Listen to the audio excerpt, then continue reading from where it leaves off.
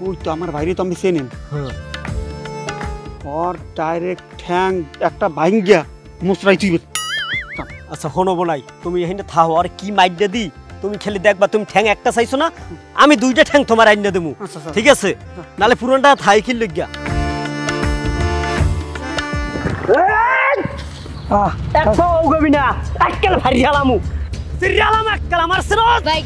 মোহাম্মদপুরের নেতা আমার বোনের গায়ে হাত দাও আমার বুইনেরে মারো আমার তো এখনো চিনতে পারো নাই চৌকুটে গেলাম এককালে